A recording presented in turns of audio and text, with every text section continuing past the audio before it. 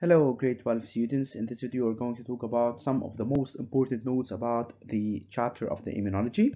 So, in this chapter, we're going to talk about the graft. What is a graft? Graft, as you know, is a transplant of a tissue or an organ from one side to another in the same body or from one body to another body. Different types of the graft. The first type is called the autograft, the graft that is done within the same body. Example, from my hand to my thigh, or a non-example, from my hand to my friend's hand. Another type of graft is called the isograft, type 2. This is the graft that's done between two identical twins. The graft that's done between two identical twins. This is an example. This is a non-example. And the third type of the graft is called the allograft, which is done between a person that belong to the same species. For example, from Maya to Rolla. This is an example about the allograft. Or a non-example here from a cat or a dog, which are different species. They belong to the fourth type of the graft, which is called the xenograft, which is done between different individuals that belong to different species and they have different HLA. So here, the fate of the graft is affected by the degree of similarity of the HLA between the donor and the recipient. So the failure or the success of the graft depends on the degree of similarity of HLA between the donor, the one that donates, and the recipient, the one that receives. Cells involved in the immunity. The first type of the cell is called the monocytes. They are the horseshoe-shaped cells. They are involved in the immunity. They have an important role in the phagocytosis, eating other cells, which is the non-specific immune response. The second type of cells is the multi-lobed nucleus cell, which is called the granulocyte. So it has a important role in the macrophages, phagocytosis, and they have granules in the cytoplasm. Also, we have the third type of the cells involved in immunity. They are the lymphocytes. They are divided into two types. The first type is called the B lymphocytes. B lymphocytes, they have a role in the secretion of antibodies to kill the non-self, which is the Y-shaped structure. And the second type of the lymphocyte is called the T lymphocyte. These T lymphocytes, they have an important role in killing other cells using the TCR, T cell receptors. So here we talk about the different types of the immune cells involved in the immunity. So now let's talk about the organs of production, the organs of maturation, primary, secondary immune organs, bone marrow, thymus, spleen, and lymph node. So let's here talk about them. So primary immune organs and secondary immune organs. Primary immune organs, they are known to be the bone marrow and the thymus, while the secondary immune organs, they are the lymph node and the spleen. So here, bone marrow responsible for production of all immune cells and maturation of only B lymphocytes. However, the thymus is responsible for the maturation of only T. Lymph nodes is the site of the immune response against the tissue infection. However, the spleen is the site of the immune response against the blood infection. So pay attention to the lymph node. We're going to talk about this in the coming slides. Inflammatory response. Inflammation. What is the inflammation? It's the immune response against an infection. It's the second line of defense. So what about the first line? First line is the natural barriers. The second line is the infection at inflammation. And also we have the non-specific immune response, which is called the phagocytosis. What are the four different signs of inflammation? You have to know these four signs. They are very important to know them. Maybe they are going to be have a question about what are the different signs of inflammation. We have four signs: redness, we have the heat, swelling or the edema, and finally we have the pain. So these are the four signs of inflammation. Specific immune response. Whenever we have the first line of defense, as we said, they are the natural barriers. If this line is crossed, we have the second line of defense, which is the non-specific immune response, including also the phagocytosis. While what happens if this second line of defense fails? We have the third line of defense, which is the specific immune response. Specific immune response, we have the B and the T lymphocytes. What are the cases of the activation of T lymphocytes?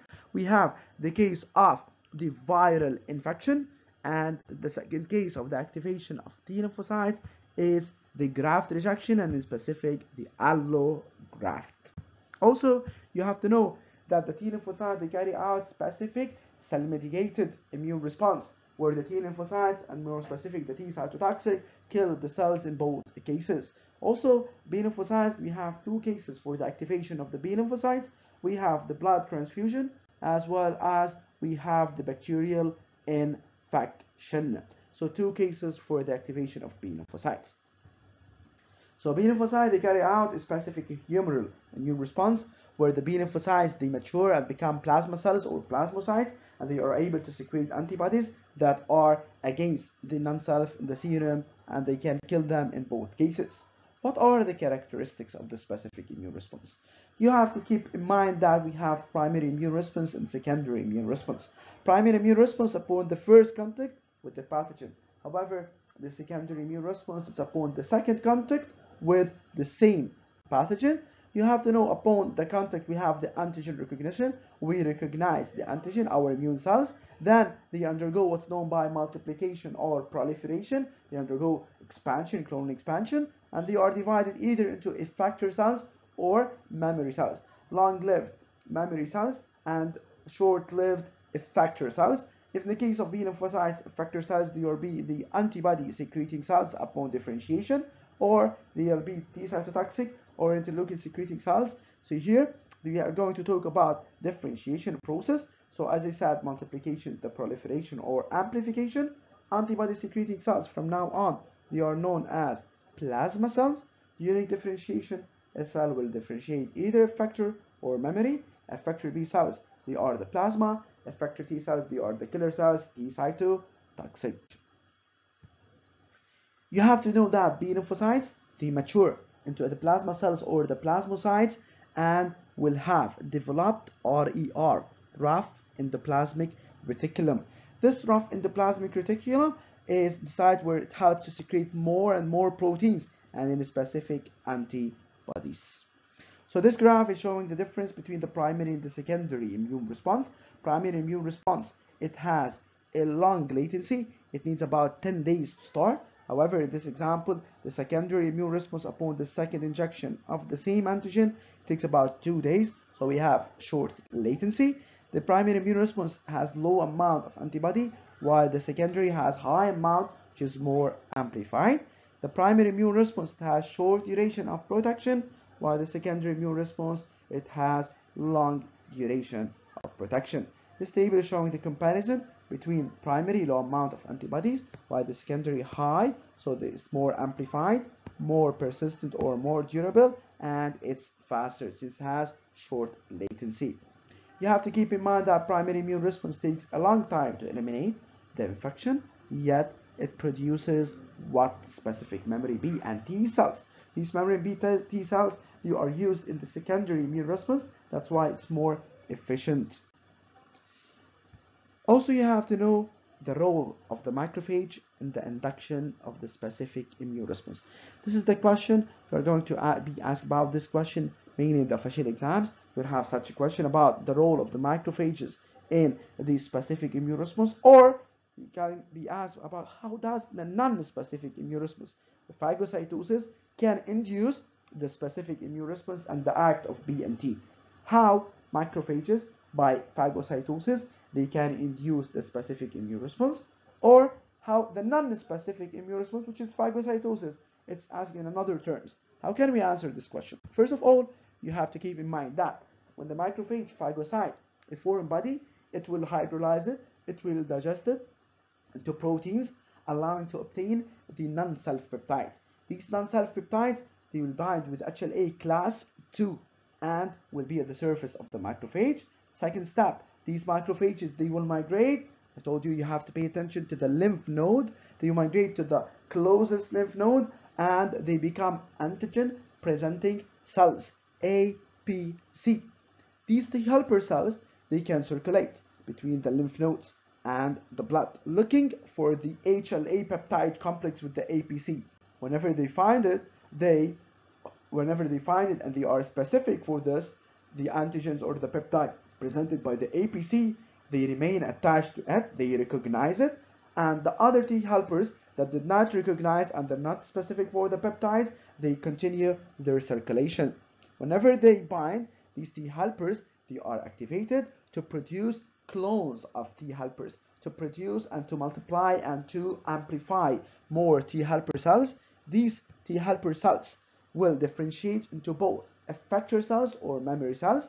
These effector cells, they are short-lived effector cells, short-lived duration, and they secrete interleukins, either interleukin 2 to activate T lymphocytes or interleukin 4 to activate the B lymphocyte. And also they are differentiated into long-lived memory cells to be used upon the second contact with the same antigen. So here you have a question, exercise 2, in the second session of the year 2017. They ask you a question, explain the mode of action of the macrophages that permit the proliferation of the T4 lymphocyte, the T4 lymphocytes, T helper.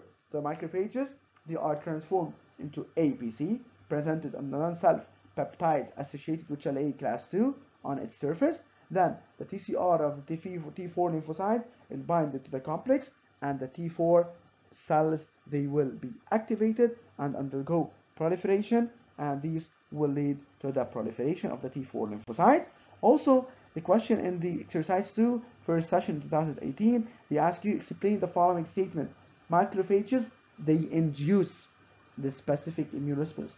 Macrophages, by the phagocytosis, they become APC, attached to the non-self peptide, attached to HLA class 2 or MHT class 2, and this will lead to the macrophages to be APCs, the T helper cells that are specific for the peptides presented by the APC will recognize it, attach to it, and they will be activated. They proliferate either to long-lived effector cells or to long-lived memory cells, or into a short-lived effector cells.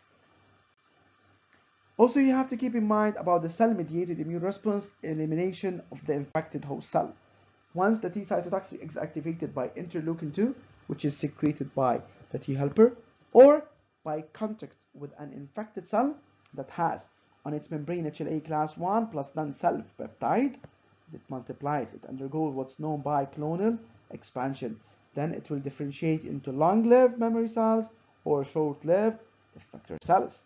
These effector cells, they contain granules. These granules have the substances which are called cytotoxic chemicals, perforin and granzymes.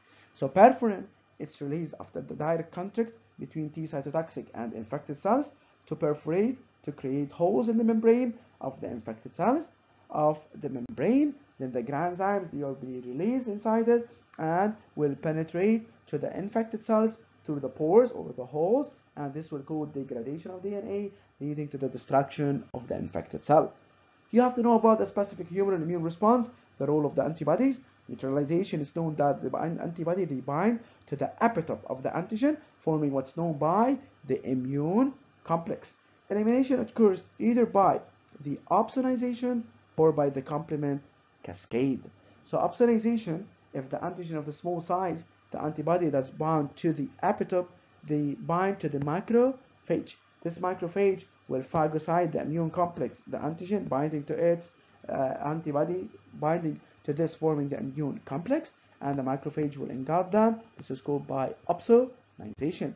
Or by the activation of the complement cascade, the antibody that was bound to epitope activated by its contact part many enzymes. They are activated by each other. These are called the complement chain or complement cascade, C1 to C4. These are forming a chain to perforate, to create holes or pores inside the microbial cell and destroy it. We know that C5 is called a chemotactic. It has inflammatory signs. Finally, we have a comparison between the vaccination and the serotherapy. Vaccination, serotherapy. Serotherapy, it has specific antibodies. However, vaccination, it has attenuated or killed antigen. You have to know that the origin of the antibodies is from outside the body. It's called exogenous, while in the vaccination, it's produced inside my body. That's why we call the serotherapy, it's a passive immunity, while the vaccination is called an active immunity. You have to know it has a short latency, a few hours, and it will be activated. However, the vaccination takes long time, about 10 days. However, the protection in the vaccination, it's long-lived immunity. It can protect me for a longer duration. However, the vaccine, the serotherapy, for short duration, 17 to 21 days. Rate of the response is going to be immediate response. However, the vaccination is going to be delayed response. Purpose of the serotherapy is curative. However, the purpose of the vaccination is protective, or let's say preventive. This is a comparison if you have about acquired knowledge about the vaccination or serotherapy. Also, we covered the role of the antibodies, opsonization, and the complement cascade. We talked about how the macrophages induce the specific immune response, and about the elimination of the intruder or elimination of the infected cells by the help of the cell-mediated immune response, and in specific about the cytotoxic T lymphocytes.